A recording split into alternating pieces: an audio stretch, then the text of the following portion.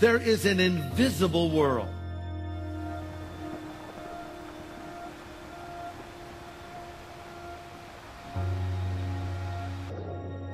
It's hard for us to believe that because we live in the natural world.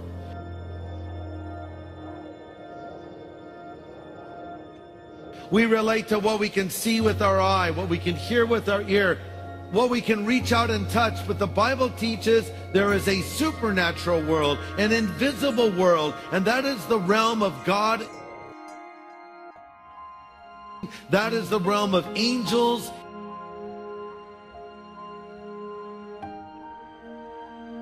And it is all around us right now. If we could somehow pull back the veil, if you will, it would blow our minds to see what we would see.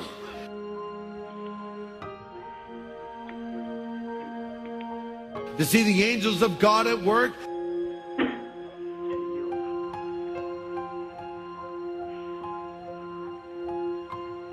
To see all the spiritual activity swirling around us at any given moment.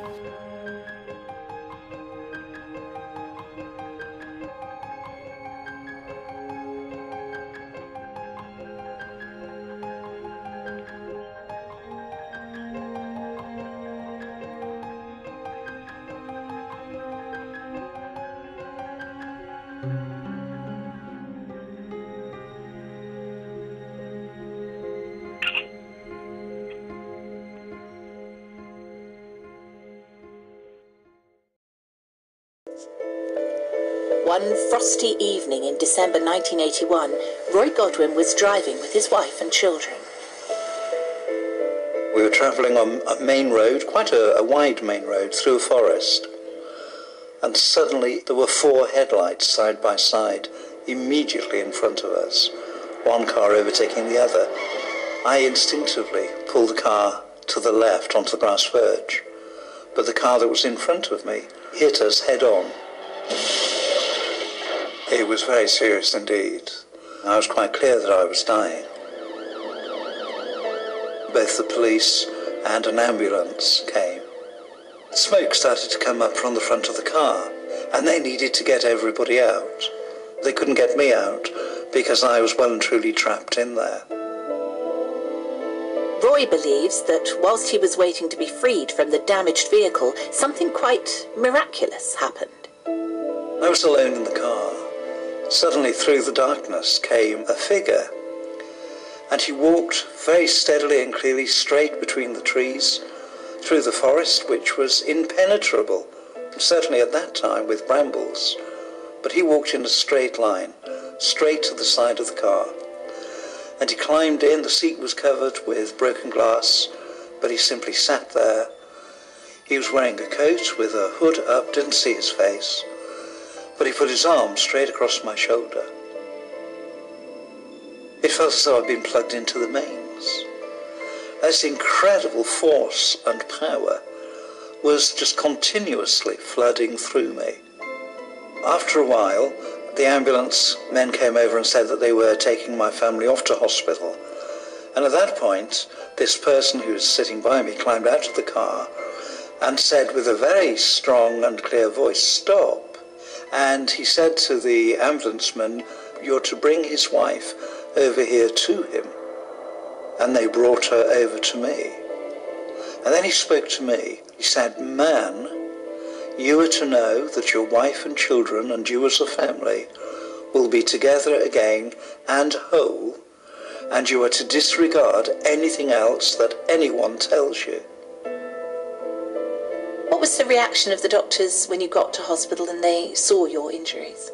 I was wheeled straight into theatre, and they asked me to sign a form giving them permission to amputate my left foot and lower leg. And I couldn't give them that permission, because all I could hear was, "You are to disregard anything that anyone else says. You and your family will be together and you'll be whole."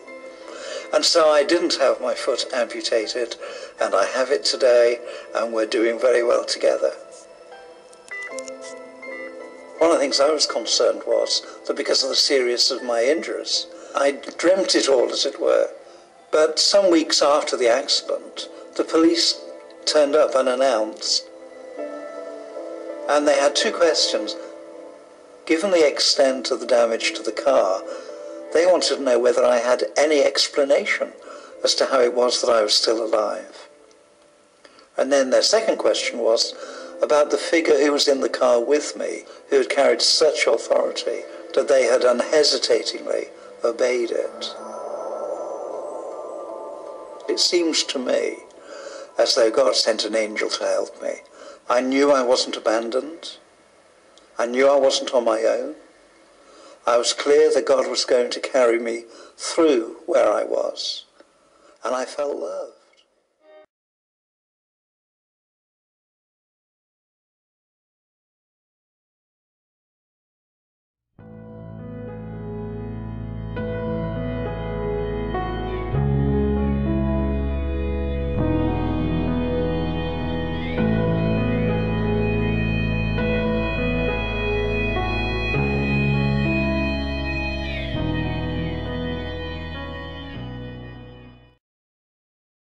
Photograph posted to Facebook by a mother in Alvin. The woman's 7-year-old son, Asher, took the photo. He captured the image out of an airplane window. When the mother saw the picture, she immediately thought it might be Asher's guardian angel. Our Chip Brewster has their story. This is Asher. He just got back from a trip to Washington, D.C., lives here in Alvin, Texas, and you've become a semi-famous photographer. Nice. He is such a blessing. Yeah.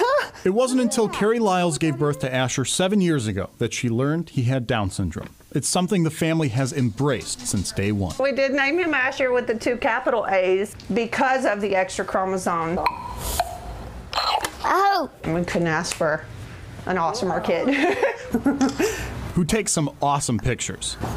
One of his recent snapshots during a trip home from visiting his older brother has raised a few eyebrows. So we're taking off and there's a lot of turbulence.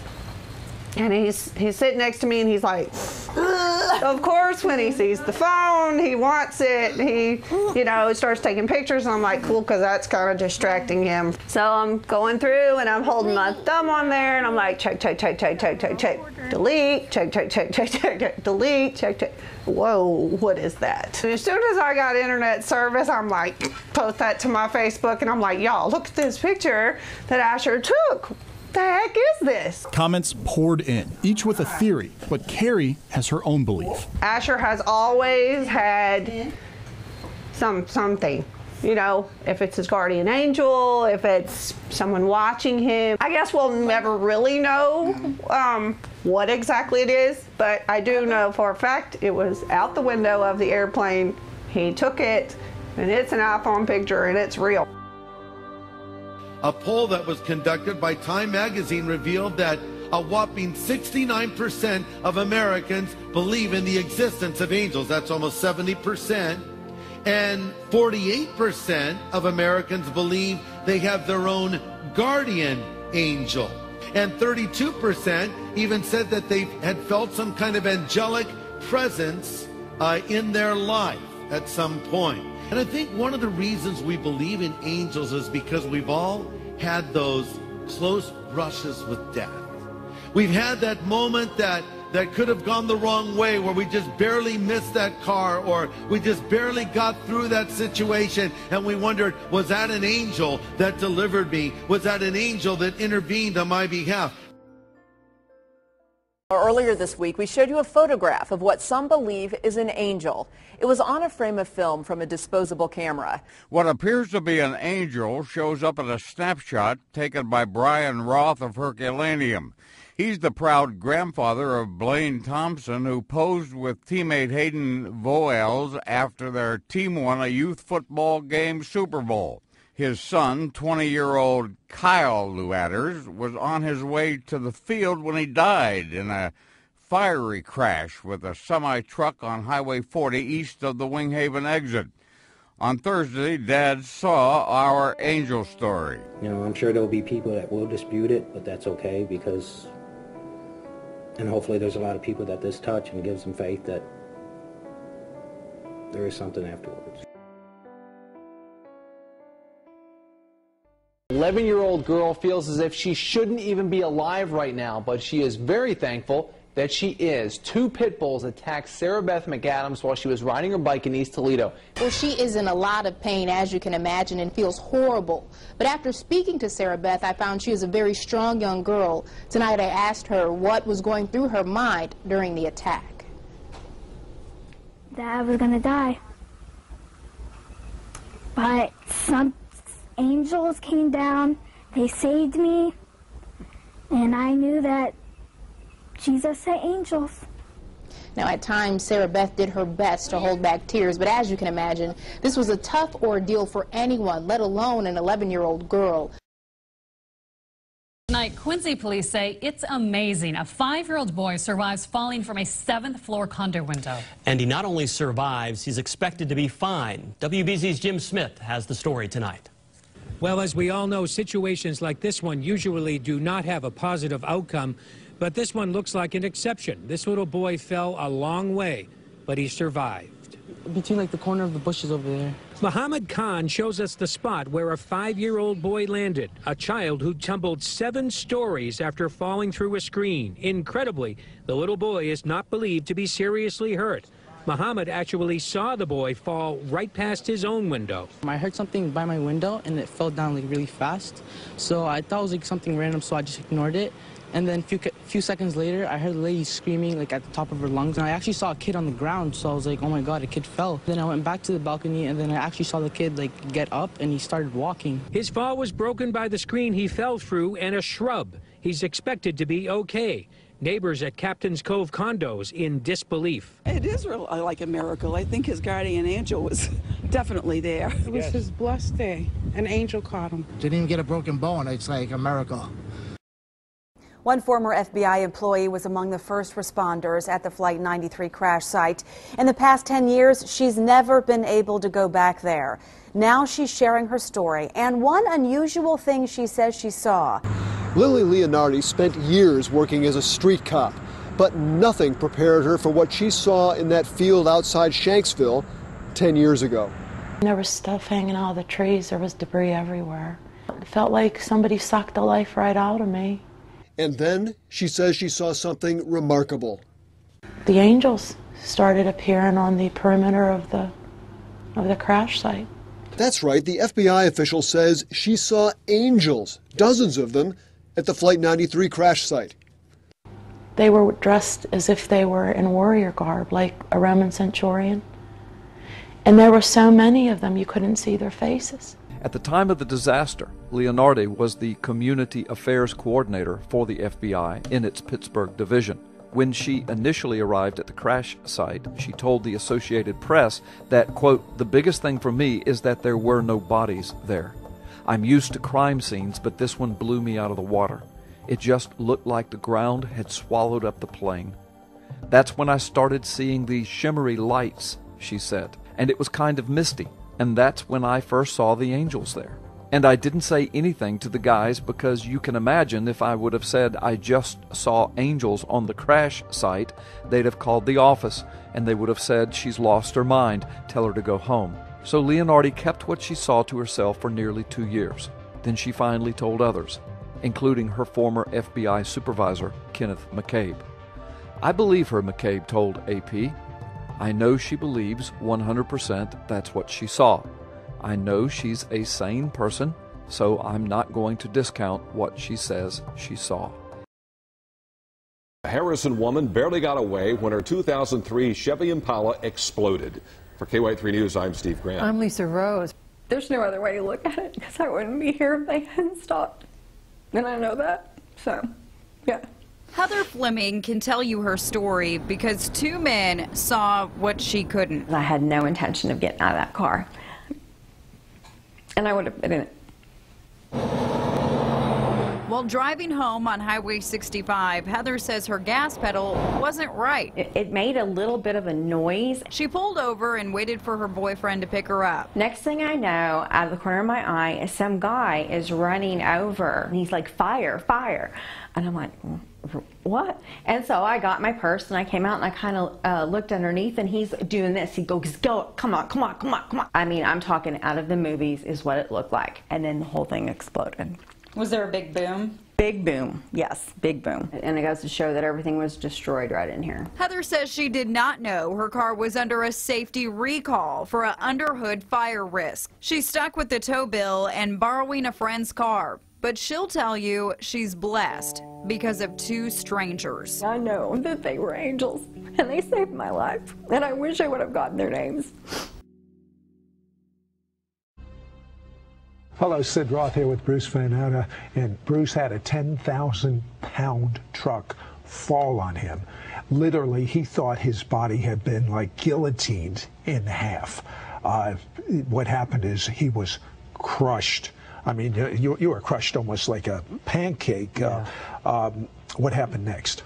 Well, after I was crushed, I looked at myself and I could see, from my point of view, it did look like I was cut in half because I couldn't see the other half of my body through the axle, and I could see here where the axle was laying on the cement, so I just called out, "God help me," twice. And the mechanic I was working with was quick, and he called 911. They got the truck jacked up. I remember wanting to get out from underneath the truck really bad. And because I didn't like the way it was jacked up again, I was afraid it was going to fall on me again, so I reached back and grabbed the front bumper, big chrome front bumper. It was right behind my head. I grabbed it, pulled myself out to the point of where my head was sticking out from underneath the front bumper of this large Peterbilt, and that's when I went unconscious. And next thing I know, I'm up in the ceiling of this garage, looking down, out-of-body experience. And I assume there was no feeling, you had no feeling when you're looking down at yourself. Yeah, no, it was just like watching a movie. Did you know it was you? You know what, I can't honestly say I knew it was me. Not at first. It was like just like watching a movie. And I saw there was more people, the volunteer fire department had gotten there, and I was listening to the conversations people were having. But, you know, this out-of-body experience was incredible, but the most incredible thing was I'm looking down at myself. I can see my head sticking out from underneath the front bumper. My eyes were closed. My head was turned to the right side. And there's a picture just burned in my memory of like that. And on each side of me is an angel. And the man that I've been working with was above me. And he's about 6'1", 6'2", and he was running this. I was watching him run his fingers through my hair. And he was crying and patting me on the head. And their heads, the heads of these angels stuck up at least this much higher than his. They were also on their knees, but they had their arms in underneath the truck towards my body. So these angels had their hands on me. So they were really keeping you alive. Oh, definitely keeping me alive. Well, what happened next? Well, that scene is burned in my mind, and then they pulled me out from underneath the truck. The angels stayed. I watched from the back corner a red-haired EMT worker. I've met her now, Shannon. She came in, she got down between those angels, she moved this man out of the way, and she started slapping me in the face and saying, "Open your eyes, open your eyes." And I was watching and watching from above, listening to her, watching, and next thing I knew, I was back in my body looking at her eye to eye. Well, when the medical team came, what did they decide to do? Oh, they called med flight right away because it was such a bad injury. So I was med flighted to the largest trauma center in our state in Wisconsin. Now, you told me that you should have bled to death. Yeah, what do you mean? The doctors told me because of my injuries, off your heart, your mesenteric artery and your mesenteric vein, superior mesenteric artery, superior mesenteric vein, come down, feed your lower half of your body. And it was completely severed. Not pinched, not torn, but completely severed, both of those in multiple places, plus other veins. And so they said, with my injury, I should have bled to death in 8 minutes, 10 minutes top. In fact, we were told by several doctors now that they can find no other cases anywhere ever of anybody ever living from those injuries because they always come in dead on arrival because it's like having arteries like the size of garden hose cut. You told me they were amazed you even lived. Oh, completely, because it was an hour and 40 minutes from the point of the accident until they got me to the hospital. I was in trauma for an hour before I lost all blood pressure and they rushed me into the OR, which I should have lost all blood pressure right away at that 8 minutes. In fact, they put in my doctor records, my medical records, they put in 18 units of blood, which is about 8 liters. The body holds about 5 liters, 5 to 6 liters. So they put in more. That just tells you, as they were putting in, it was just coming out, leaking into my cavity, my stomach cavity. So it's a large miracle that I ever even made it.